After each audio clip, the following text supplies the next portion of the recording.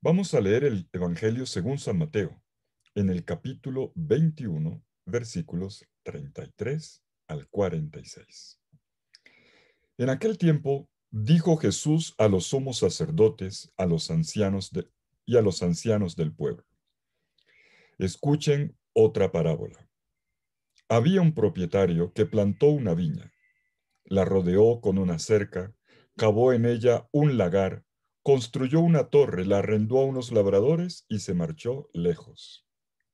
Llegado el tiempo de los frutos, envió a sus criados a los labradores para percibir los frutos que le correspondían. Pero los labradores, agarrando a los criados, apalearon a uno, mataron a otro y a otro lo apedrearon. Envió de nuevo otros criados, más que la primera vez, e hicieron con ellos lo mismo. Por último, les mandó a su hijo diciéndose: tendrán respeto de mi hijo. Pero los labradores, al ver al hijo, se dijeron: ese es el heredero. Vengan, lo matamos y nos quedamos con su herencia. Y agarrándolo, lo sacaron de la viña y lo mataron. Cuando vuelve el dueño de la viña, ¿qué hará con aquellos labradores? Le contestan: hará morir de mala muerte a esos malvados y arrendará la viña a otros labradores que le entreguen los frutos a su tiempo. Y Jesús les dice: ¿no han leído nunca en la Escritura? La piedra que desecharon los arquitectos es ahora la piedra angular. ¿Es el Señor quien lo ha hecho? ¿Ha sido un milagro patente? Por eso les digo que se les quitará a ustedes el reino de Dios y se dará a un pueblo que produzca sus frutos. Los sumos sacerdotes y los fariseos, al oír sus parábolas, comprendieron que estaba hablando de ellos, y aunque intentaban echarle mano, temieron a la gente que lo temía por profeta. Palabra del Señor. Gloria a ti, Señor Jesús. Fijémonos en la pregunta que Jesús plantea al final del relato parabólico. Cuando venga el dueño de la viña, ¿qué hará con aquellos viñadores? Ya escuchaste la historia, ¿verdad? ¿Qué responderías tú? ¿Que se haga justicia, venganza o, oportunidad? Es lo que vamos a ver enseguida. La historia de esta historia contada por Jesús desde lo negativo se titula, y es el título tradicional, la parábola de los viñadores homicidas. Pero en realidad, esta historia, como puede notarse al final, es una historia de esperanza. Podría llamarse la historia de una nueva oportunidad. O mejor, del Dios que toma una historia de fracaso y a partir de este descarte y de esta tragedia construye un nuevo futuro. Es lo que dice el relato hoy. El protagonista de punta a punta en esta parábola es Dios. ¿Le pusieron cuidado? Un Dios que sigue apostando a pesar de toda la violencia y desengaño que se le contrapone, apuesta por un futuro vital para su vida. Vamos a mirar de cerca esta parábola. Comencemos primero con el contexto. Ayuda mucho siempre observar el contexto. Jesús cuenta una parábola ambientada en un viñedo. El entorno de Nazaret, donde Jesús vive su infancia y gran parte de su vida, y luego Cafarnaúm, desde donde Jesús ejerce su misión, es una región, todo este entorno está poblado de viñedos. Y Jesús muestra que amaba las viñas, debía conocerlas muy bien y probablemente hasta habría trabajado en alguna de ellas, no sabemos. El Jesús terreno proviene precisamente de un mundo campesino. Jesús observaba estos plantíos con ojos de amor y de allí arrancaba parábolas como esta. En los evangelios que llamamos sinópticos, Mateo, Marcos y Lucas, tenemos seis parábolas inspiradas o ambientadas en viñedos. El Evangelio de Juan, por su parte, nos presenta a un Jesús que adopta la vid como símbolo de su identidad. Yo soy, dice Jesús, yo soy la vid y ustedes los sarmientos. Juan 15:5. Y al Padre, Dios le dio el nombre y la figura del viñador. Pero miremos el Evangelio de Mateo. En esta ocasión, en el Evangelio de Mateo, Jesús resume en una parábola de viña la historia de la relación de Dios con su pueblo. Jesús narra una historia coloreada de amor perenne, pero también de sangre, de traición, en el escenario de una viña. Hoy asistimos en esta parábola a una vendimia de sangre. La parábola es nítida, tiene también tintes alegóricos. La viña es Israel, somos nosotros, soy yo, eres tú, todos juntos somos la esperanza, pero también a veces los que decepcionamos a Dios. Esa es la historia. La parábola se detiene primero en el cuidado apasionado del dueño de la viña, que es Dios, por su plantación.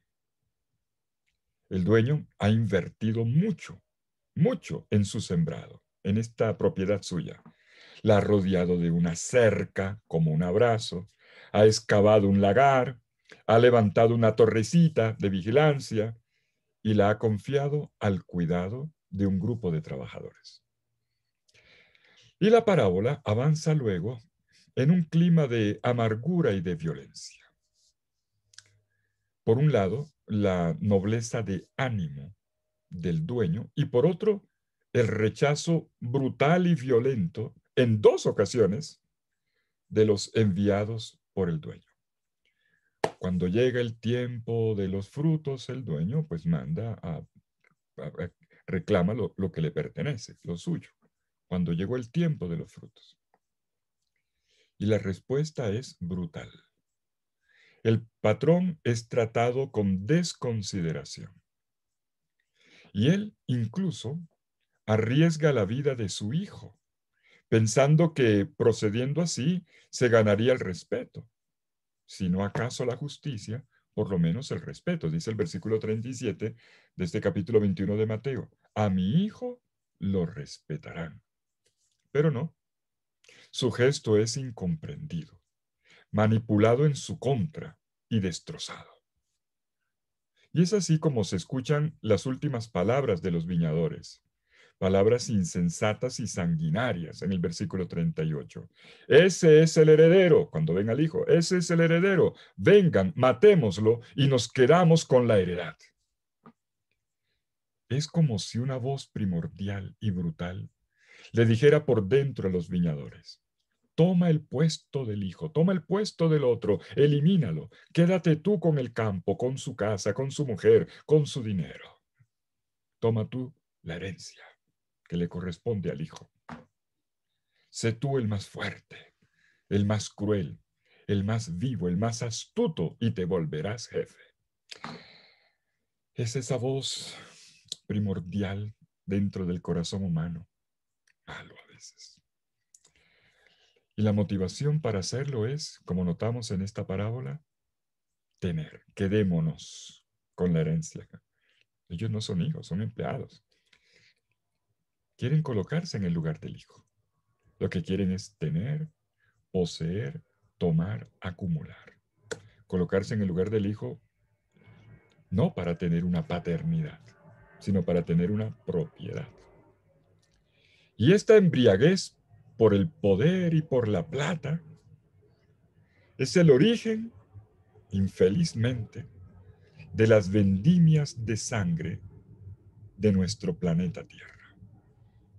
Como dice muy clarito Pablo en la primera carta a Timoteo 6:10, la codicia, la ambición es la raíz de todos los males. Es una manera, en esta parábola, una manera bestial de apropiarse del rol del dueño más que de servidores de la vida, como está bien contado en este relato. Bueno, y entonces, ¿qué pasa?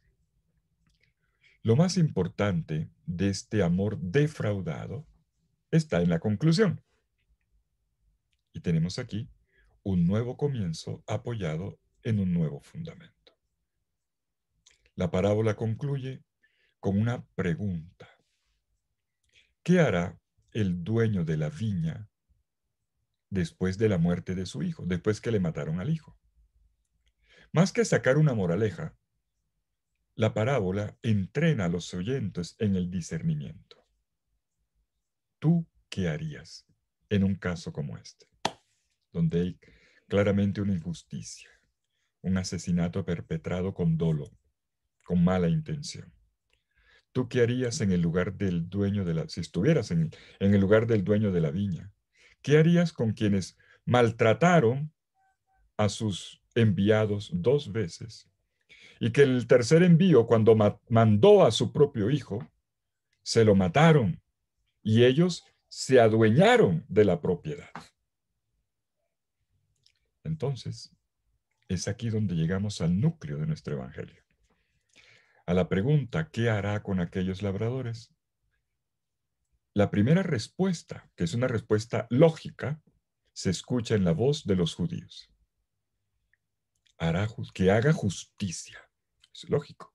Que haga justicia haciéndoles pagar el daño. Versículo 41. Es decir, que el patrón tome represalias.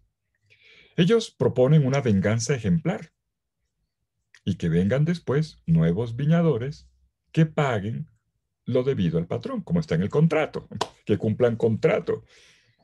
Su idea de justicia en realidad, aun cuando esto es correcto, es un retroceso.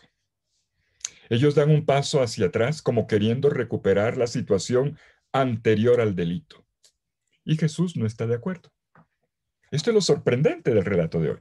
Jesús tiene otro punto de vista, responde de otra manera. Dios no desperdicia su eternidad en venganzas, en desquites, haciéndonos pagar el mal que hacemos. Dios más bien lo invierte de otra manera. Y dice el versículo 43, el reino de Dios será dado a un pueblo que produzca sus frutos. Versículo 43. Y Jesús se queda solo con este aspecto de la solución. Y aquí podemos ver varias cosas. Uno, Dios mantiene lo que ha hecho desde el principio. Dios sigue creyendo e invirtiendo con amor en su viña. Que la viña sea dada a un pueblo que la haga fructificar es la última maravilla de este amor ilógico de Dios. Lo que hace Jesús es introducir aquí la novedad propia del Evangelio, la historia perenne del amor y de la traición entre el hombre y Dios no concluye con un fracaso, sino con una nueva oportunidad, con una viña nueva. Cómo es reconfortante ver que Dios no se rinde y vuelve a empezar de nuevo. Que después de cada traición, Dios ensaya a reconquistar de nuevo tu corazoncito, mandando otros profetas, otros servidores, mandando a su propio hijo y finalmente invirtiendo con la piedra descartada. El hijo asesinado, rechazado, se convierte ahora, esta piedra descartada se convierte en la piedra de fundamento de una nueva construcción. Y esto es supremamente interesante. ¿Qué era lo que querían los viñadores homicidas? ¿Recuerdan la frase que ellos dicen cuando ven venir al hijo? Matémoslo y quedémonos con la herencia. Ellos quieren quedarse con la propiedad, no les importa el dueño. Ellos no quieren la herencia para ser hijos, no. A ellos lo que les interesa es una propiedad y ser ellos. El patrón coloca ahora en este hijo que murió el heredero el fundamento de una construcción en el heredero. Y esto es fundamental. En el heredero todos podemos heredar. Nos coloca ahora el hijo, el rechazado, el matado, como el fundamento de esta relación con Dios. Esto que tú querías, te lo doy, pero te lo doy en él. Tenemos aquí entonces el retrato de un Dios apasionado que hace por mí lo que más nadie haría en este mundo. Un Dios en el ropaje de un campesino y que como todo campesino le dedica a la viña más corazón y le invierte más que a cualquier otro campo. Dios tiene para mí una pasión que no se deja apagar por ninguna decepción. Entre Dios y el hombre las derrotas sirven para que triunfe con mayor razón y mejor el amor de Dios. Somos una viña cultivada por un Dios apasionado. Y a ti y a mí nos corresponde dejarnos amar por este Dios. No soy más que una viña pequeñita, pero de mí, precisamente de mí, Dios no quiere renunciar. Tenemos hoy palabras luminosas que nos llenan de esperanza. Mis dudas, mis pecados, mi campo estéril, no es suficiente para interrumpir la historia de Dios, que es una historia salvífica, no de muerte, sino de vida, no de fracasos, sino de triunfos. Su proyecto es vino de fiesta para el mundo. Es más fuerte que mis traiciones. Y él sigue para adelante, avanzando, sabiendo que a pesar de todas las fuerzas contrarias, la viña florecerá. Pero hay un segundo punto. Recomienza, sí, pero para ello coloca las bases de una nueva historia. Y por eso la frase del Salmo 118, versículos 22 y 23 que Jesús cita aquí. La piedra que desecharon los constructores se ha convertido en piedra angular, en piedra de fundamento de una construcción. Los viñadores quisieron apropiarse de la propiedad colocándose en el lugar del heredero, ya lo he dicho. Y Dios responde no con una venganza, sino colocando la base de una nueva etapa, de una nueva construcción, la piedra angular, piedra de un templo. Su reino es su casa nueva, cuya piedra angular es Cristo. Una viña nueva donde la vid verdadera es Cristo. Apoyados en Jesucristo podrán dar frutos verdaderos, los frutos negados. Y esto es lo lindo. Ahora en este nuevo fundamento ustedes van a dar frutos, los frutos que no dieron, y van a dar muchos más, desde una nueva actitud. Lo que Dios espera no es el tributo finalmente pagado. Dios no está esperando que tú le traigas lo que contractualmente acordaste, según la lógica de la parábola. Lo que Dios quiere es ver florecer la viña. Una viña que no madure más uvas rojas de sangre y amargas de tristeza. Lo que espera son uvas doradas por el sol, jugosas, brillantes y dulces de miel. El fruto que el patrón espera no es conforme a su propio interés. Lo que él espera es que sus hijos no sean más humillados y que la viña sea un canto a la vida. Eso precisamente. Y el mundo, como parábola, el mundo que tiene la viña como su parábola más expresiva, un mundo que quiere ser un jardín para florecer en belleza y fructificar en vida, es de Dios y es dado a quien trata de hacerlo cada día mejor, a quien hace todo lo posible por hacerlo crecer. Metáfora aparte, lo que Dios sueña es una historia que no sea una guerra de disputas de herencias, de apropiaciones de territorios, ni de batallas de poder, sino que produzca una vendimia de bondad, un fruto de justicia, uvas de honestidad y quizás gotitas de Dios entre nosotros. El fruto, el fruto que Dios espera es una historia que no genere más oprimidos, ríos de sangre, ni injusticia, ni rostros negados, ni cuerpos humillados ni asesinados. La visión de Jesús es positiva. La historia de viñadores homicidas resulta siendo la historia del dueño de la viña, del amante traicionado y herido, que vuelve a apostar por el amor. El dueño de la viña transforma la situación humillante en un nuevo punto de partida para una historia nueva a partir de un nuevo fundamento, de una nueva piedra angular para la historia de aquí en adelante. Mis queridos amigos, que el rojo de las uvas de la viña no sea nunca más de sangre, sino vino nuevo de fiesta y de fraternidad, en la responsabilidad por el campo común, por la casa común. Esta página, esta hermosa página del Evangelio, me regala a mí, me coloca delante una visión, la de Dios. Es la historia de un amor inagotable de Dios por mí y a pesar de mi traición.